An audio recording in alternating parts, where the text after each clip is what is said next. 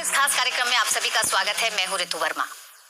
देश की सीमाएं सुरक्षित हैं, ये यकीन दिलाता है हमें दुनिया का सबसे बड़ा सीमा सुरक्षा बल, जिसे हम सीमा सुरक्षा बल बॉर्डर सिक्योरिटी फोर्स कहते हैं।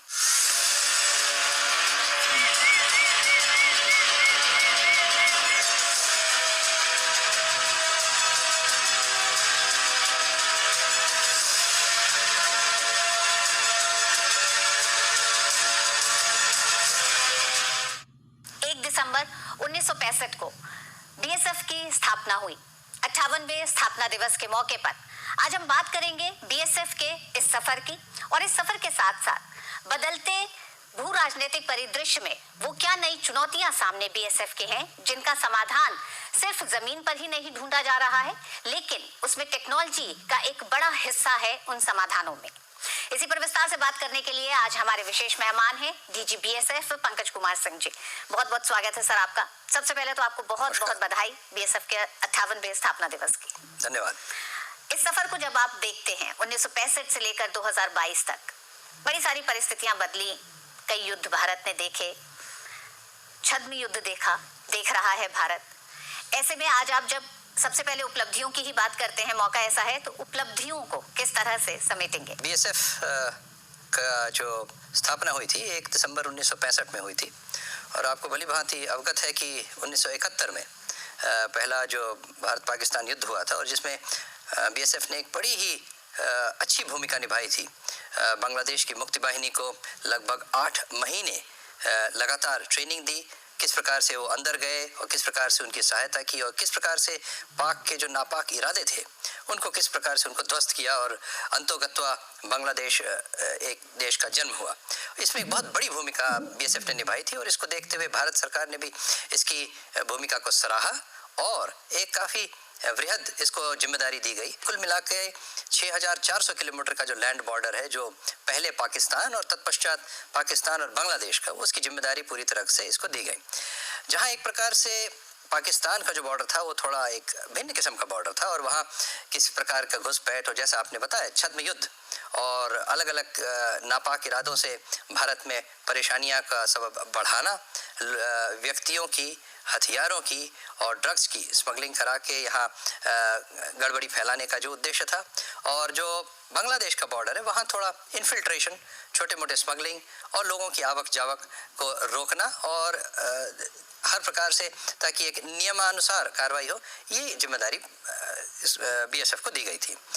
कारगिल का भी युद्ध हुआ, उसमें भी बड़ी अच्छी भूमिका बीएसएफ ने आर्मी के साथ निभाई थी, और जो बाद में जो अलग अलग जगहों को फतह किया गया उसमें भी बीएसएफ का बहुत अच्छा रोल था। और इसके पहले जो आसूचना इस प्रकार से दी गई थी कि इस प्रकार से कुछ घुसपैठिया आ गए हैं और अलग अलग पहाड़ियों पर बैठे हैं, इसमें भी बीएसएफ का एक अच्छा रोल रहा था।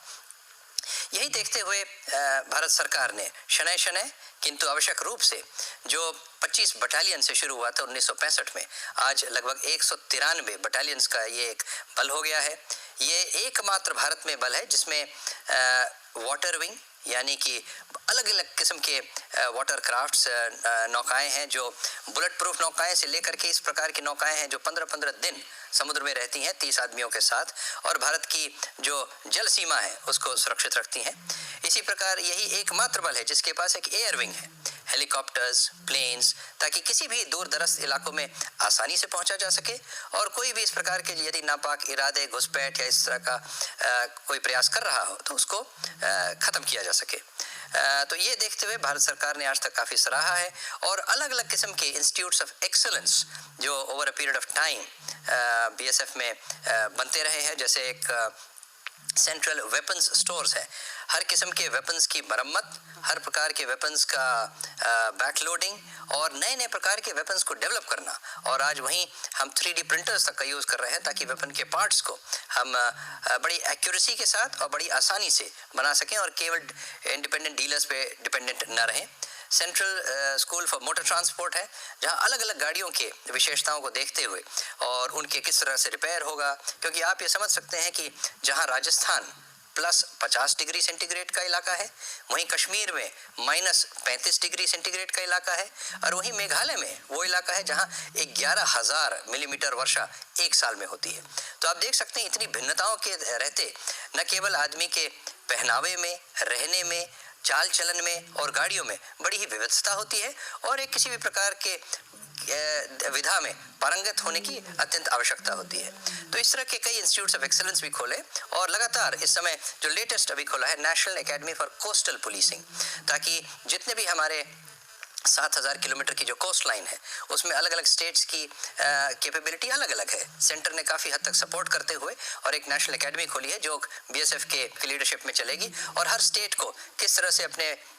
वाटर बाउंड्रीज को सिक्योर करना है, किस तरह के वाटर क्राफ्ट चाहिए और किस तरह से अलग अलग ट्रेनिंग उसको भी बीएसएफ की जिम्मेदारी दी गई। तो ये आप स्टेट पुलिस को जिम्मेदारी देंगे? ये स्टेट पुलिस को हम लगातार सिखाएंगे और बताएंगे। केवल यही नहीं, हमारा जो सेंट्रल वेपन स्टोर्स है, national training centre for dogs है, ये भी एक बहुत अच्छा सेंटर पिछले करीब 30-40 साल में डेवलप हुआ है और लेटेस्ट हमने इसमें जो इंडियन वेराइटी ऑफ डॉग्स जो है, जैसे मुढोल हाउंड है, रामपुर हाउंड है, राजपालियन है, इनको काफ़ी अच्छा डेवलप करके, क्योंकि हाउंड्स को आप समझ सकते हैं इनकी एक कैरेक्टरिस्टिक अलग होती है और इनको बॉर्डर पे पेट्रोलिंग और ओबीडियंस ट्रेनिंग दे करके अपने काम में इस्तेमाल करना, ये लगभग अब तीसरे जनरेशन में हम लोग कर पाए हैं और ये काफ़ी ही अच्छे सपोर्ट में हो गए। वर्तमान में 30 अक्टूबर को केवड़िया में, जहां सरदार पटेल जी का जन्म दिवस मनाया गया था, वहां इन्होंने एक बहुत शानदार प्रदर्शन प्रधानमंत्री महोदय के सामने किया था और जिसे काफ़ी सराहा भी किया। ये नया प्रयोग एक तरह से कहेंगे ये हुआ क्योंकि प्रधानमंत्री ने मन की बात में जब जिक्र करा था कि भारतीय ब्रीड को ट्रेन करके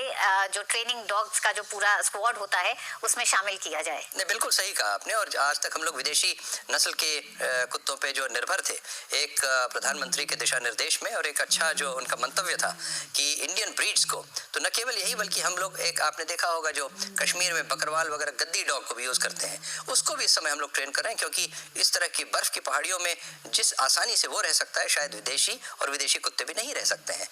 और एक और पते की बात बताऊं, जो प्रधानमंत्री महोदय का मंतव्य था उसको देखते हुए और हमने प्रैक्टिस में कहा है कि यदि 50 बार ट्रेनिंग की जाए तो विदेशी कुत्ते 3-4 बार गलती अवश्य करते हैं, पर देशी कुत्ते एक बार भी गलती नहीं करते। तो मेरे ख्याल से एक्सपेरिमेंट काफ़ी सक्सेसफुल है और आने वाले समय में हम बड़े स्तर पे इन सब डॉग्स की ट्रेनिंग भी अवश्य कराएंगे। सिंह साहब, ये तो उपलब्धियों की बात हुई, कुछ चुनौतियों की बात भी की जाए, क्योंकि 1965 से लेकर अभी तक चुनौतियां भी बड़ी आई हैं और उन चुनौतियों में आज की तारीख में समाधान अगर टेक्नोलॉजी के साथ ढूंढे जा रहे हैं तो समस्याएं भी, मतलब चुनौतियां भी टेक्नोलॉजी के साथ ही आ रही हैं। उसमें एक बड़ी टेक्नोलॉजी के तौर पर ड्रोन को देखा गया। टेक्नोलॉजी की दुनिया में ड्रोन एक बहुत बड़ा आविष्कार रहा, लेकिन सुरक्षा, इंटरनल सिक्योरिटी, सीमा की सुरक्षा पर जो अपराध सामने आ रहे हैं, अब जो इन्फिल्ट्रेशन की कोशिशें सामने आ रही हैं, उसमें ड्रोन का इस्तेमाल है। तो इस चुनौती को कैसे निपटा जा रहा है? आपने सही कहा। पिछले यदि 4-5 साल का हम डेवलपमेंट देखें तो ड्रोन्स जहाँ एक और तो बड़े अच्छे, आप देखें हर शादी ब्याह में ड्रोन से फोटोग्राफी की जाती है, ड्रोन से बच्चे हर तरह का खेल खेलते हैं। वहीं इस तरह के जो अवांछनीय तत्व हैं, उन्होंने भी रियलाइज़ किया कि ड्रोन का एक गलत इस्तेमाल भी किया जा सकता है और हमारा जो एक पड़ोसी देश है वहाँ से ड्रोन्स का खासा इस्तेमाल हो करके और हमारे कुछ प्रदेश के निकटवर्ती जो बॉर्डर के प्रदेश हैं उनमें ड्रग्स,